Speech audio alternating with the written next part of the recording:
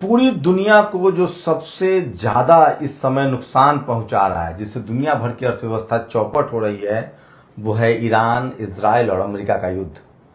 सोचिए, आप चाहें या न चाहें, अगर ये युद्ध चलता रहा और होर्मुज नहीं खुला तो पूरी दुनिया की इकोनॉमी जो है वो चौपट हो जाएगी। और पूरी दुनिया के लिए ये खबर सबसे बड़ी खबर है। सवाल है कि वो तमाम जो दुनिया की आबादी जो रोज मेहनत मजदूरी करता है, जो श्रमिक वर्ग है, सोचिए भारत में सिलेंडर की कीमत 900 रुपए बढ़ गई है। जो कमर्शियल सिलेंडर है, मतलब जो होटल में खाना खाने जाएंगे उनको ज्यादा कीमत चुकानी पड़ेगी। फिर सामान भी महंगा होगा, ट्रांसपोर्टेशन महंगा होगा अगर डीजल और पेट्रोल की कीमत बढ़ गई तो। ये सबसे भयानक और बड़ी खबर है, जो इसलिए मैं आपको रोज उससे अपडेट करता हूं कि सवाल है कि होर्मुज कब खुलेगा।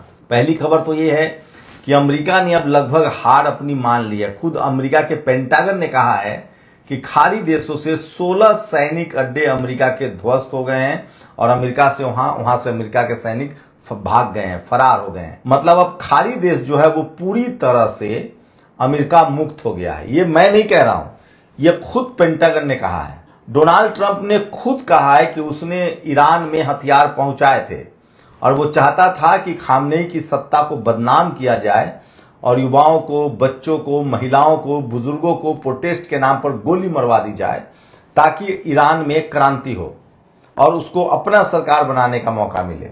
ये खुद डोनाल्ड ट्रंप ने कहा है। डोनाल्ड ट्रंप खुद आज स्वीकार कर रहा है कि समंदर में हम तमाम शिप को जो ईरान से आ रहा है उसको हम लूट रहे हैं, उसको बंधक बना रहे हैं। तो सोचिए अमेरिका किस लेवल की राजनीति कर रहा है। वो ईरान से युद्ध जीत नहीं सकता है और दुनिया भर के देश जिसको ईरान तेल दे रहा है, पहले तो उसने 45 साल तक प्रतिबंध रखा। ईरान के पास 40% तेल और गैस का अकेले भंडार है। सोचिए जब होर्मुज बंद नहीं था तो तेल की कीमत लगभग 40 बैरल प्रति डॉलर था। मतलब दुनिया को 30 रुपए 40 रुपए पेट्रोल मिल सकता है अगर वहां की सरकार टैक्स कम कर दे तो। अगर ईरान पर से प्रतिबंध हट जाता तो मुश्किल से 10 से 15 बैरल प्रति डॉलर तेल हो जाए।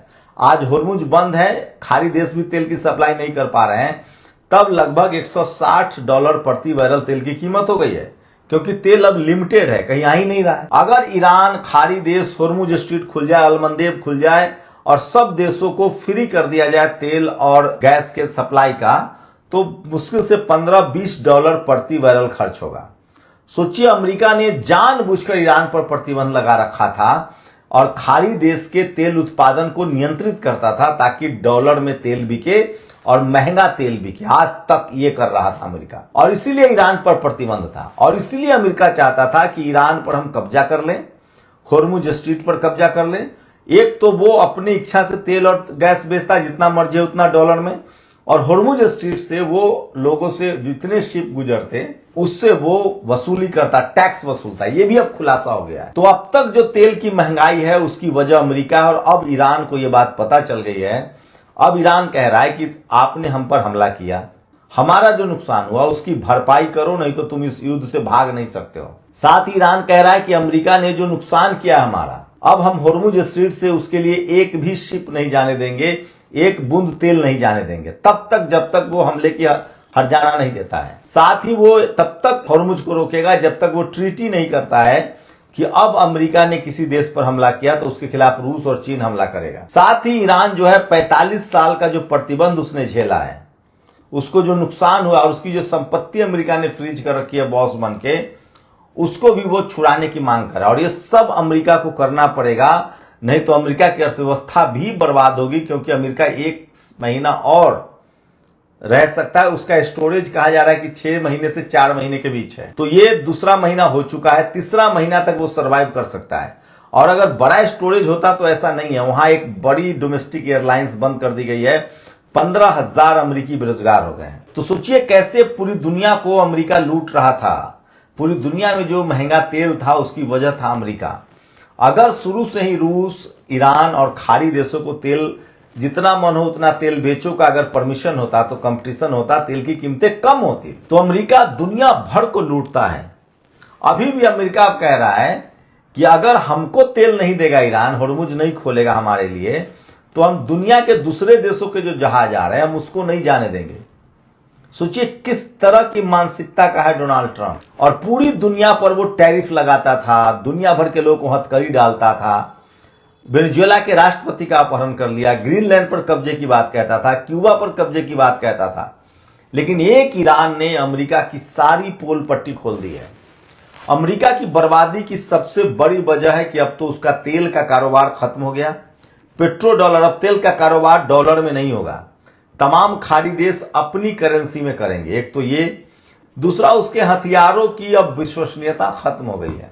ईरान ने जिस तरह से सस्ते मिसाइल, सस्ते ड्रोन से पूरी दुनिया को चौंका दिया। अब कोई भी देश 16,000 करोड़, 15,000 करोड़ देकर, 1,600 करोड़ देकर, 1,500 करोड़ देकर क्यों उसके जेट खरीदेंगे? अब दुनिया सस्ता ड्रोन और सस्ते मिसाइल की तरफ बढ़ रहा है, जो टेक्नोलॉजी ईरान के पास है। और ईरान इस युद्ध के बाद एक सुपर पावर बनकर उभरा है। ठीक कहा जाता है, डर के आगे जीत है। ईरान 45 साल से इसकी तैयारी कर रहा था और यही सच्चाई है। और अब सोचिए अमेरिका की ये डोनाल्ड ट्रंप, ये आदमी भी राष्ट्रवाद के नाम पर अमेरिका के सत्ता में आया था, मागा, मेक अगेन ग्रेट अमेरिका, और उसने अमेरिका को बर्बाद कर दिया। दुनिया भर के देश अमेरिका से ट्रेड डील तोड़ रहे हैं, जो उसके जो रक्षा समझौते थे उसे तोड़ रहे हैं। पूरी दुनिया में अब कोई देश नहीं है जो अमेरिका के साथ खड़ा है। यूरोप ने साथ छोड़ दिया है, जर्मनी तो बाकायदा कह रहा है कि हमारे यहां से सेना निकालो। यूरोप ने साथ छोड़ दिया है, उसके बाद लैटिन अमेरिकी देशों ने साथ छोड़ दिया है। एशिया में अब कोई देश इजराइल के अलावा उसके साथ नहीं। इजराइल भी अब रूस के पाले में जाना चाहता है।